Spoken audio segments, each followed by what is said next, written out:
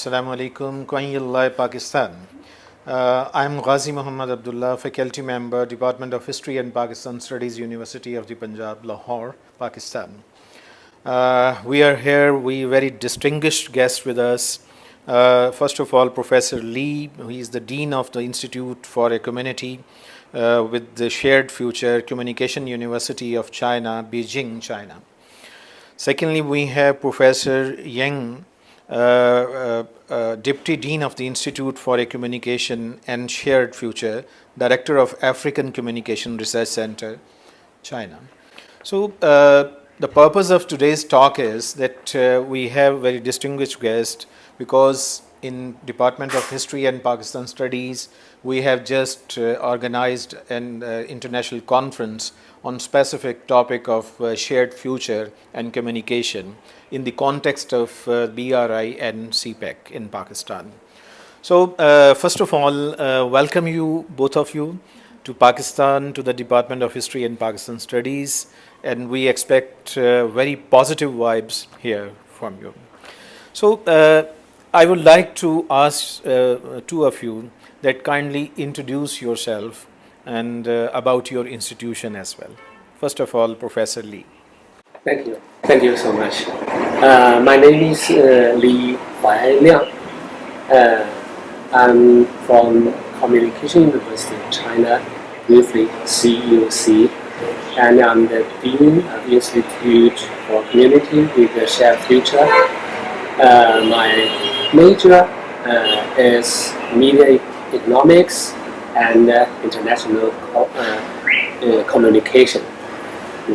This is Professor Jiang Yanqiu from Communication University of China, and I'm also served as Deputy Dean for the Institute of Community with a Shared Future, and also I do African Media Studies. I'm the Director of the African Communication, that's also sort of leading research in China. So I'm very happy that today we can visit Pakistan and attending this forum. Okay, thank you. We are eager here that we expect a very lively talk here.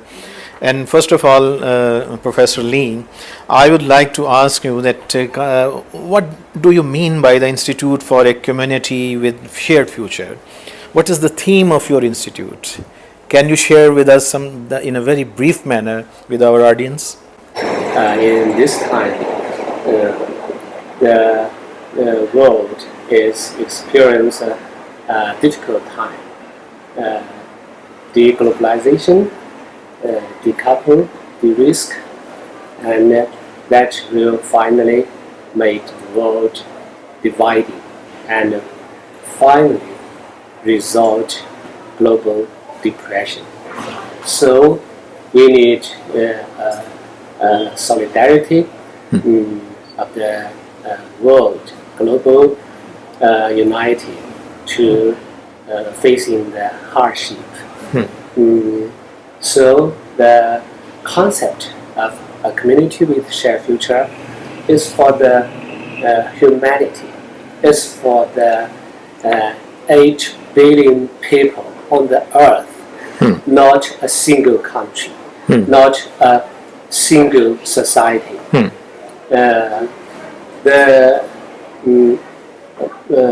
The president of one state is the state of that is the president of that nation, but not for the whole world.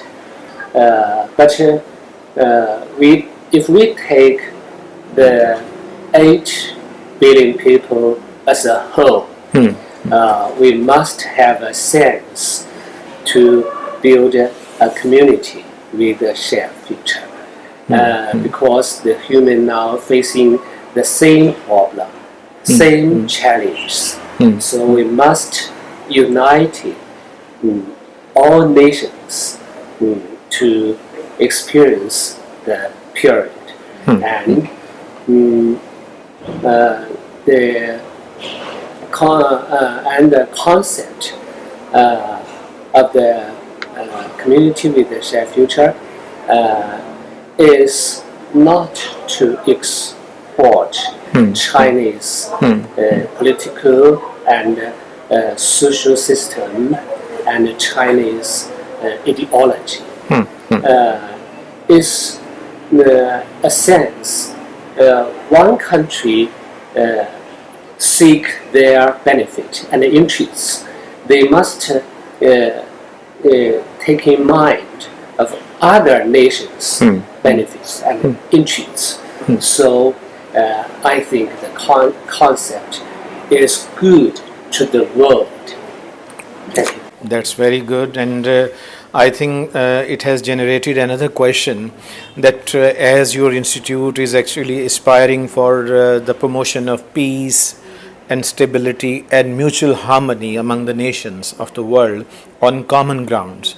So I would like to ask you, Professor, that how far your institute has contributed towards that goal. Kindly. Our university responded this, great concept very quickly. We established the institute 3 years ago, and I think this is one of our mission for Chinese public university to to support not only support the government's initiatives, but also we take it as our duty to promote such concept which will it's not only benefit China but benefit the world as academia. I think we have to share this duty and to promote peace, stability around the world. But actually, we are sort of a think tank at the university in China. So I think in China, a lot of universities we stress our social responsibility. Okay. So as you know, that the concept community with a shared future is a Chinese fundamental concept as a solution to solve the world challenge, and also it's our fundamental and leading principle for our foreign policy. So this is what we understand the significance of the concept, and we like to contribute. So that's why we set up a lot of our professor together we set up a lot of international centers, and maybe the Professor Lee can tell you how many centers we shared. Okay. Yes, please. Yes. Now we have launched 16 overseas centers. Very nice. For example, Pakistan research centers for community with shared future, and Malaysia, and in Korea, and in Mexico, Chile, and also Sri Lanka, and also will be a new next month in Japan. Very nice. That's very exciting, in fact, and I can say that particularly for the point of view of the Pakistani students as well as the scholars. Now here generates another question to both of you, both of the worthy scholars, that what are the opportunities for the Pakistani students and scholars in your institute, and have you done or going to do something concrete in near future? I think the vision is very broad, and the next step we and our partner Mr. Khalid will held the writing competition in Pakistan. That's good. And your take? Yeah, I think that is why we established 16 international overseas research centers on the concept community with a shared future, including in several African countries. So that is the platform we are interested building to set up a bridge or links between Chinese researchers, for example, Pakistan researcher, and today's event is a good example. And it's a people-to-people exchange, and we meet face-to-face and exchange ideas. I think I can fully see the students sitting on the floor, as the audience. They are really fascinated by the idea, and Pakistan young people, I think they not read too much on the social media about China or even against China, those content. So this is so important for the researcher from both sides to study more about each other and to communicate more, and we can bring this to the education practice, and then we'll cultivate the younger generation and for better future between China, Pakistan, and between China and the world. As you are in Pakistan, and whenever we talk about Pakistan and China, it is always about feelings, it is always about love, it is always about traditions, and it is always about an interaction between the two great civilizations in the world. So what are your feelings after participating in the today's conference? Just briefly tell us about to the audience how you feel here, coming here to Pakistan, and how you expect them from, please. This is the first time I came to Pakistan, to Lahore. Before I came, Pakistan, Lahore, just a name of place. After I come here, I visit the city and go to the narrow street and communicate with the local people. I feel their enthusiasm, their friendship, and I think the very most impressive to me in Pakistan is the people. I like the people in Pakistan. I feel the vitality in here. I saw the combination of tradition and modernization, and I think there are energies in Pakistan to develop. And in China, when we say Pakistan, a friendly name, and we feel Pakistan is very warm if we say the name of Pakistan. So almost everybody in China knows Pakistan is our Batian, our brother. Yes, so, second home. Yes, second home. Yeah. So after I came to Lahore, I found, it's similar like my hometown. That's true. That's very true. And your actually, I was fascinated by three perspectives for my visit. One is the great civilization and culture here. I was fascinated by by visiting the museum, and you got a lot of stuff there, very rich history.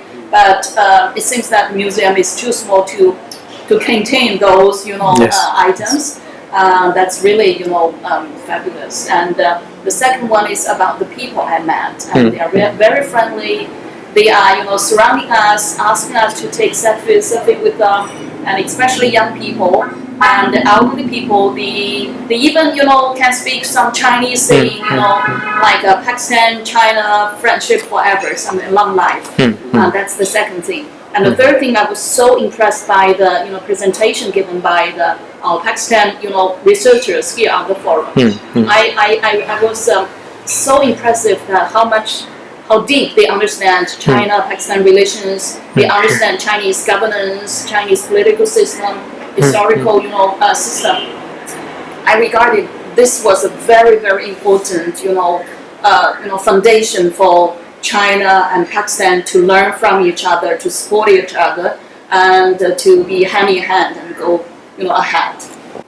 Well, that's very nice. And finally, I would like to ask very briefly that what are the common grounds, in your opinion, between China and Pakistan after your visit in Pakistan?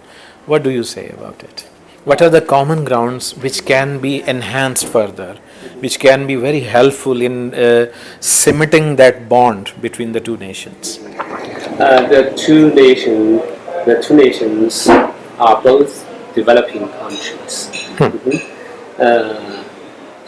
and they have a similar history.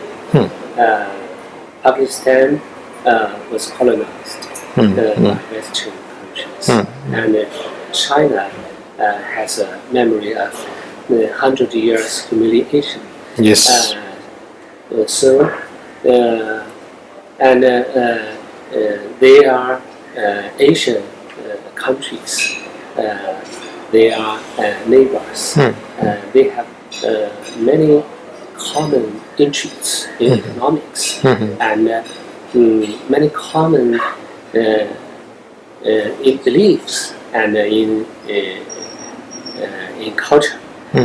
So I think the vision is bright.